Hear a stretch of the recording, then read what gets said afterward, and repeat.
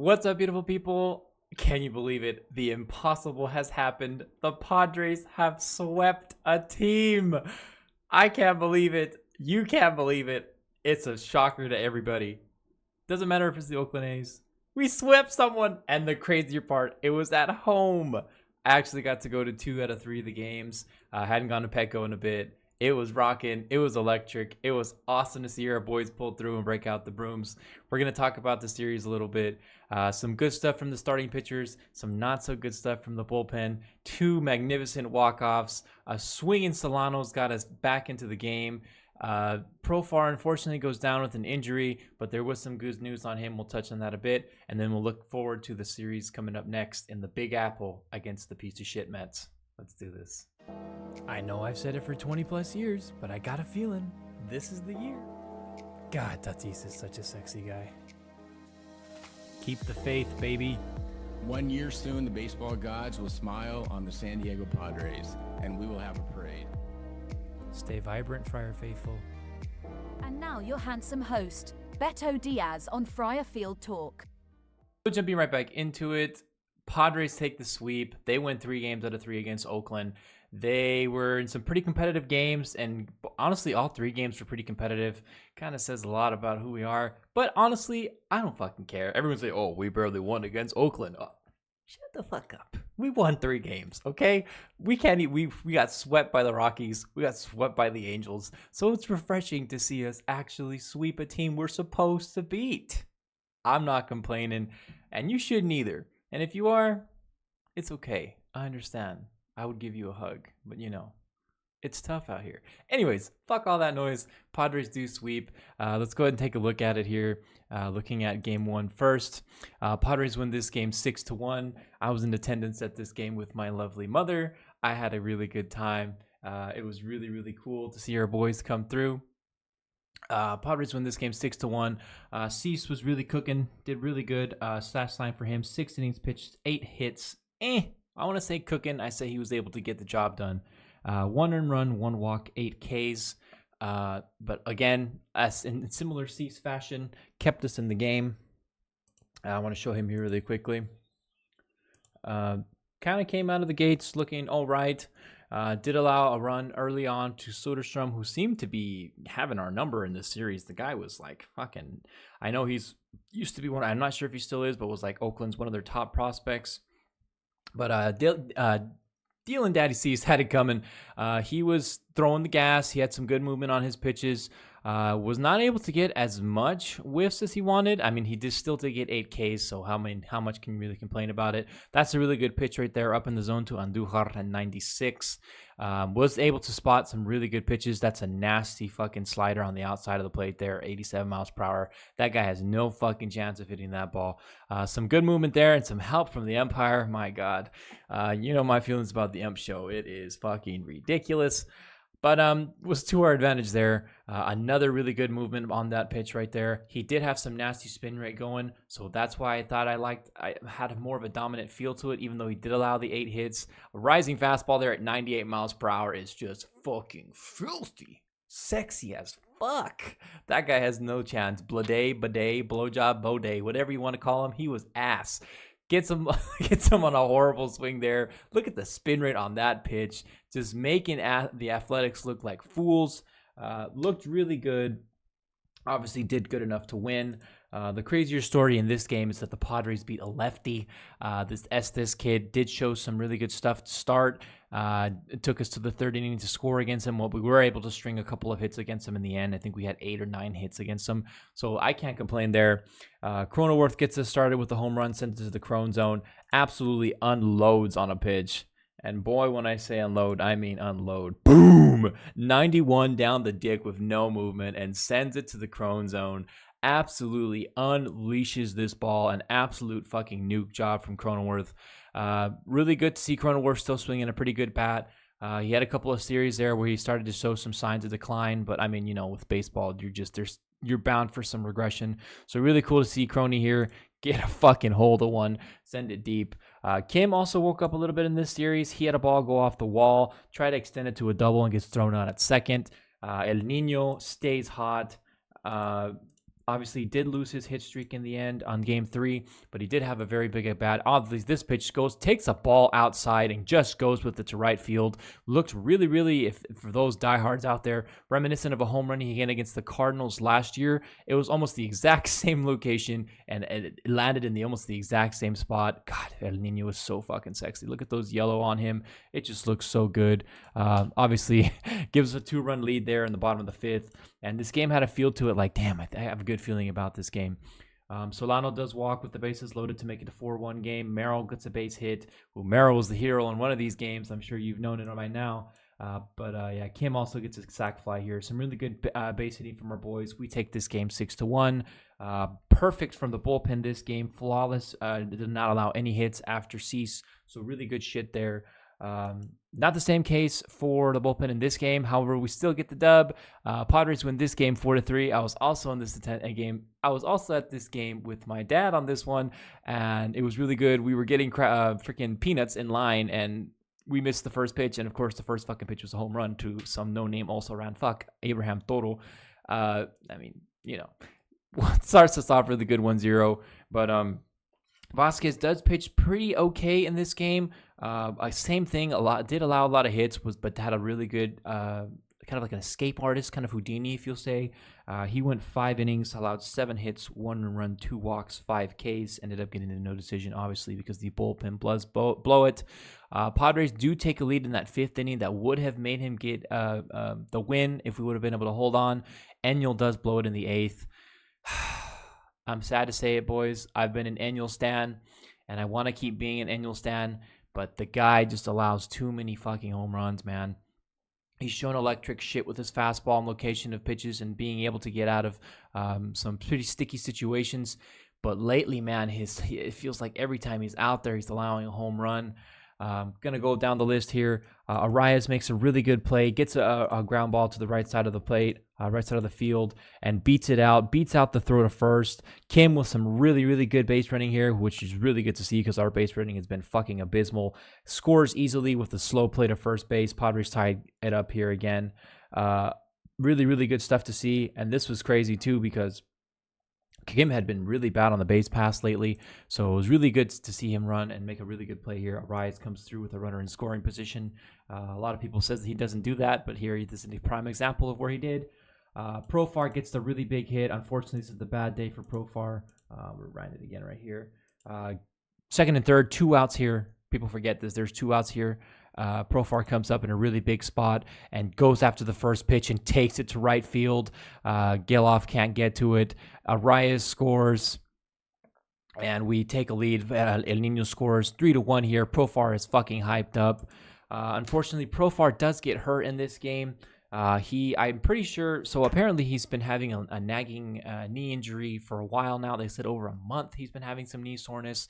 So I'm pretty sure he tried to score off a double from Machado, and it was just an amazing relay to the plate, and there, unfortunately, they got him out. He bangs his knee on that play. He did stay in the game, but then he ends up coming up to bat, I think, an inning and a half later and takes a bad swing, and you can see like his knee jolts. Ends up getting out of the game. I was really scared because it was a non-contact injury, that it might have been something really significant. Luckily, it wasn't. They came out later in the report saying that he's just been dealing with some knee soreness, and for some precautions, they took him out of the game. But like I had said, Enel unfortunately does allow that home run to tie the game. But an unlikely hero for our boys. What the fuck is up, Kyle? Kyle Higashioka with his biggest play as a Padre. Game all knotted up here, 3-3 in the bottom of the 9th. For whatever reason, they leave in Alexander, and he makes him fucking pay to left. Really, really good shit here from Higashioka. The past few swings before this, he looked like utter dog shit, but it tells you the tale of baseball, man. You hangy, he bangy, and bangy he fucking did. Sends a fucking piss missile to left field, just keeps it fair. Everybody goes home happy. We get our first walk-off of the series, our second of the year coming from Kyle Higashioka. Suarez does come in here, looks like his fucking normal self, just is so dominant. I could talk about him for miles and miles and miles and miles. The guy's the man. And then moving on to game 3, we win game 3 as well, 5-4. Some really, really good stuff here from Michael King. Does get kind of a the short stick a little bit. Ends up going 5 innings. Let me get my stat line here. Perfect. 5 innings, allows only 4 hits, but two earned runs come in from it. Obviously not his fault, but he did inherit the runners. He strikes out 12 strikeouts here for King. He had some really nasty shit going. Look at that fucking flying saucer pitch right there from him. Two-seamer from hell, going from looking like it's about to hit him in the kneecap, going back to the inside of the plate. That's a fucking disgusting sweeper right there. Just looked really good. Unfortunately, he did get into a lot of full counts, so his pitch count was kind of raised going up into the 4th and the 5th inning. Like I said, gets taken out of the game in the 6th inning, trying to complete 6th, and is not able to after allowing back-to-back hits. Wandy Peralta comes in, and I'm sure everyone knows how fucking sick and tired we are of Wandy Peralta. Kind of surprising. We had some boos raining down on him. I've always been iffy about the boos, but he kind of deserved it. He just looked like shit, and I'm tired of seeing him. But like, just kind of a performance in vain, but not really. Keeps us competitive, which is what I want in the Padres team. I'm telling you guys, it doesn't matter how we do it. I don't matter if it's by 1 run, by 2 runs, by 10 runs. Keep us competitive baseball. Keep us in the game. And with the talent we have on our team, we have a chance to beat any fucking team. I'm going to keep saying it. I really, really believe it. If the pitchers can keep us competitive in the game, I like our chances with the roster and lineup that we have. But the talk of this game, of course, 2 unlikely heroes. Well, it depends who you ask. Solano gets us started in the 1st inning here off of, sorry, 1 second. After 9 pitches, he sends this fastball that's kind of a decent spot, but he really gets his hands in quickly, takes it to left field, gets us on the board to start us off 1-0. Solano has been swinging a good bat in this game. Obviously, to follow up with that, the hero of today's game, Jackson Merrill. He gets his first home run of the night here, 92, too much inside. Merrill has a quick bat, sends it to deep center. This guy has no chance. I looked at that replay. That ball was nowhere even near him. I don't know what he was doing trying to jump up at the fence. It was like at least 15 to 20 feet beyond his fucking reach. Merrill here with some really, really good stuff. Obviously not the biggest home run of the day. But like I had said before, they bring in Wandy, and he absolutely shits the fucking bed. Really worrisome from our bullpen. Seeing some really good stuff from the starting pitchers, but the bullpen has been really crappy lately. It feels like almost if your name is not Estrada or Suarez, you can't trust them. I mean, we've seen Yuki fuck up. We've seen Enyo fuck up. Wandy is another fucking story. Don't get me started on Steven Kolek. Unless we're talking about this game 3 where he comes in with the bases loaded after a fuck job from Wandy and nobody out and gets out of the inning without allowing a fucking run. Kind of hard to slander his name when he does that and keeps us in the game. At that point, we were trailing 3-2. Comes up really big. Estrada does come in, and apparently he had an illness, which is why he did not pitch that first game. I was wondering why the bullpen management bringing in Enyel there in the 8th inning where he did allow that 2-run home run the day before, why they didn't bring Estrada, but it turns out he had a sickness, so he wasn't able to pitch.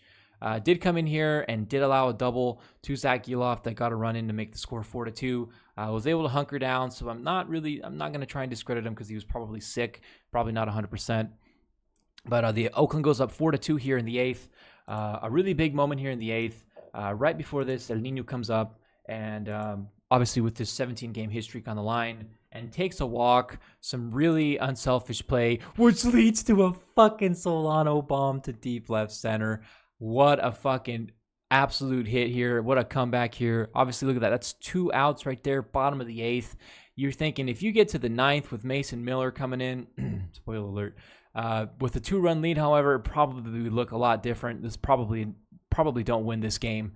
But good news for us. They do bring in Mason Miller in a non-situation in the 9th.